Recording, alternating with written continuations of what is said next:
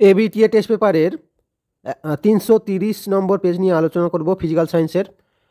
দেখো 1.1-টা নিচের কোন গ্যাসটি ভূপৃষ্ঠ থেকে দীর্ঘ তরঙ্গ দৈর্ঘ্য বিশিষ্ট অবলোহিত রশ্মি শোষণ করে? উত্তর হবে দেখো মিথেন, সিদ্ধাগের। 1.2-টা দেখো কোনটি বাস্তবে সম্ভব নয়? দেখো কেলভিন স্কেলে ঋণাত্মক হওয়া সম্ভব নয়, তাহলে উত্তর হবে ডিটা। 1.3-টা দেখো 9 গ্রাম জলে অণুর সংখ্যা n হলে 22 গ্রাম কার্বন ডাইঅক্সাইডে অণুর সংখ্যা। দেখো আমরা জলের যে আণবিক ভর জানি 18 গ্রাম, আর কার্বন ডাইঅক্সাইডের আণবিক ভর জানি আমরা 44 গ্রাম।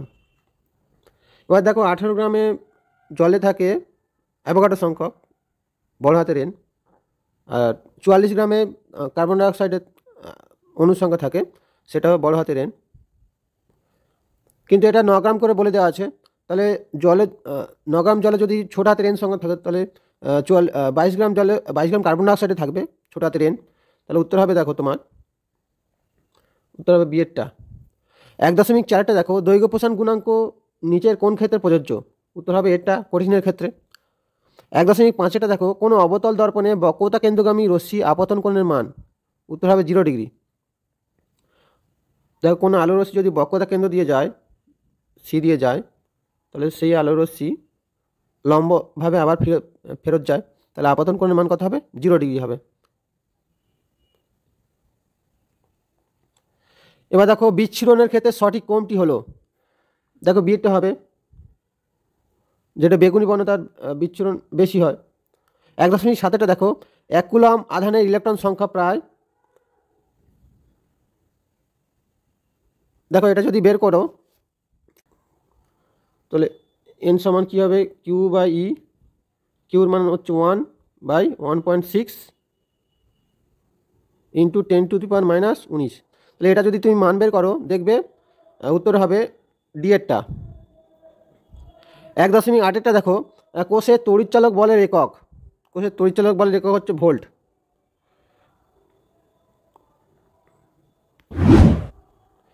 1.9-টা দেখে নাও, নিচের রশ্মিগুলোর মধ্যে গ্যাসকে আয়নিত করার ক্ষমতা কোনটি সবচেয়ে বেশি? Alpha, beta, gamma. দেখো এটা হবে আলফা রশ্মি। 1.10-টা দেখো 2 নম্বর পর্যায়ে তীব্র জারণধর্মী মৌলটি হলো, এটা হবে ফ্লুরিন। 1.11-টা দেখো সমযোজী বন্ধন দেখা যায় কোন অণুতে? দেখো ওটা হচ্ছে হাইড্রোজেন ক্লোরাইড। 1.12-টা দেখো জলীয় দ্রবণে একটা মৃদু তড়িৎ বিশেষ্য হলো অ্যাসিটিক অ্যাসিড, CH3COOH।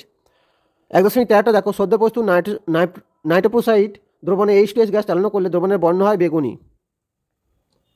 1.14-টা দেখো নিচের কোনটি অ্যালুমিনিয়াম বক্সাইডের সংকেত? অ্যালুমিনিয়ামের আকরিক বক্সাইডের সংকেত। দেখো উত্তর হবে বিটা, Al2O3 2H2O। 1.15-টা দেখো অ্যালকাইনের সাধারণ সংকেত। উত্তর হবে বিটা, CnH2n-2। এবার দেখো 2 দাগের যে কোশ্চেনগুলো আছে, বায়ুমণ্ডলের কোন স্তরে কৃত্রিম উপগ্রহ থাকে? উত্তর হবে এক্সোস্ফিয়ার। 2.1-টা দেখো তাপন মূল্যের এসআই এককটি লেখো। দেখো তাপন মূল্যের এসআই একক হলো কিলোজুল পার কেজি। অথবা আছে দেখো বায়োগ্যাসের মূল উপাদান কী কী? দেখো বায়োগ্যাসের প্রধান উপাদান হচ্ছে মিথেন, কার্বন ডাইঅক্সাইড, হাইড্রোজেন, জলীয় বাষ্প ইত্যাদি গ্যাস থাকে। 2.3-টা দেখো কী শর্তে বাস্তব গ্যাস আদর্শ গ্যাসের ন্যায় আচরণ করে? উত্তর হলো উচ্চ উষ্ণতা ও নিম্ন চাপ। 2.4-টা দেখো এসটিভিতে 64 গ্রাম অক্সিজেনের এবং 22.4 লিটার কার্বন ডাইঅক্সাইডের অনুসংখ্যার অনুপাত।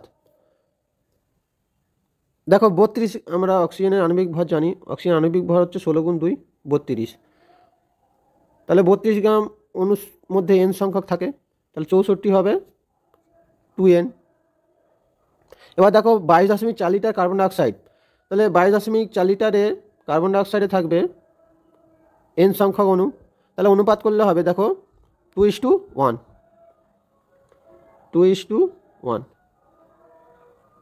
2.5-টা দেখো নিচের বিবৃতি সত্য না মিথ্যা লেখো। গ্যাসের আয়তন প্রসারণ শুধুমাত্র চাপের ওপর নির্ভরশীল। দেখো গ্যাসের আয়তন প্রসারণ শুধু চাপের ওপর নির্ভরশীল নয়, এটা হচ্ছে মিথ্যা হবে। অথবা আছে এসআই পদ্ধতিতে তাপ পরিবাহিতের একক। এসআই পদ্ধতিতে তাপ পরিবাহিতের একক হলো watt metre inverse kelvin inverse. পরেরটা দেখো, অবতল দর্পণের একটি ব্যবহার লেখো। দেখো অবতল দর্পণটি দন্ত চিকিৎসায় ব্যবহার করা হয়। উত্তর লেন্সে প্রধান অক্ষের সমান্তরাল কোণ রশ্মি লেন্স দ্বারা প্রতিসরণের পর কোন পথে যায়? উত্তর লেন্সে প্রধান অক্ষের সমান্তরাল, যদি এরকম উত্তর লেন্স আঁকো, প্রধান অক্ষের যদি সমান্তরাল সরলরেখা তুমি আঁকো, এটা সবসময় কোথা দিয়ে যাবে? এটা সবসময় মুখ্য ফোকাস দিয়ে যাবে। সবসময় কী হবে? মুখ্য ফোকাস দিয়ে চলে যাবে। অহমীয় পরিবাহী উদাহরণ দাও। অহমীয় পরিবাহী হচ্ছে যে কোনো অর্ধপরিবাহী অথবা ডায়োড, ট্রানজিস্টর ইত্যাদি হলো অহমীয় পরিবাহী। ফিউজ তারের উপাদানগুলো কী কী? দেখো, ফিউজ তারে টিন ও সীসা দুটো সংকর ধাতু ব্যবহার করা হয়। দেখো, ইউরেনিয়াম 23892 ও থোরিয়াম 23490 রূপান্তর হয়েছে। এখান থেকে প্রশ্ন আছে, এখানে কি কণা বেরোলে থোরিয়াম তৈরি হবে? দেখো, ভর সংখ্যা কত করে কমেছে? 4, এবং পারমাণবিক ক্রমাঙ্ক 2 কমেছে। তাহলে ভর সংখ্যা যদি 4 কমে, পারমাণবিক ক্রমাঙ্ক যদি 2 কমে, এখান থেকে কী নির্গত হবে? আলফা কণা। নিউক্লিয় সংযোজনে যে শক্তি উৎপন্ন হয় তার উৎস কী? দেখো, নিউক্লিয় সংযোজনে যে শক্তি উৎপন্ন হয় তার উৎস হলো ভর বিচ্যুতি। এবার দেখো 2.11টা স্তম্ভ মেলানো।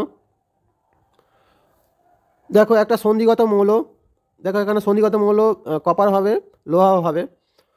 তাহলে এখানে আমি দিই লোহা। ডুরালুমিনের যে ধাতুটির শতকরা পরিমাণ সর্বাধিক? অ্যালুমিনিয়াম সর্বাধিক। অ্যানোড মাডে কি থাকে? দেখো, এখানে প্রশ্নটা ভুল আছে। অ্যানোড মাডে থাকে হচ্ছে AU, এটা AU করে নাও, সিউটা কেটে। ইউরেনিয়ামোত্তর মৌল, এটা ভুল আছে, পোলোনিয়াম হবে না, পোলোনিয়াম ইউরেনিয়ামোত্তর মৌল নয়, এটা করে নাও প্লুটোনিয়াম, PU করে নাও। 2.12টা দেখো, Al2O3 যৌগে অ্যালুমিনিয়ামের যোজ্যতা ইলেকট্রন কয়টি? দেখো, অ্যালুমিনিয়াম পরমাণু ক্রমাঙ্ক হচ্ছে 13, 2, 8, 3। তাহলে বাইরের কক্ষে কটা ইলেকট্রন থাকবে? যোজ্যতা কক্ষে 3টে ইলেকট্রন। 2.13টা দেখো, গলিত NaCl তড়িৎ বিশ্লেষণে অ্যানোডে কী উৎপন্ন হয়? দেখো, অ্যানোডে গলিত NaCl এর দেখো Na+গুলো কোথায় যাবে? আয়নগুলো যাবে ক্যাথোডে, আর Cl মাইনাসগুলো কোথায় যাবে? অ্যানোডে। তাহলে অ্যানোডে কী উৎপন্ন হবে? Cl2, ক্লোরিন উৎপন্ন হবে। অথবা লোহার চামচে নিকেলের প্রলেপ দিতে ক্যাথোড হিসেবে কী ব্যবহার করবে? দেখো, লোহার চামচে নিকেলের প্রলেপ দিলে, যার উপর প্রলেপ দেওয়া সেটা ক্যাথোড, তাহলে লোহার চামচটা হবে ক্যাথোড।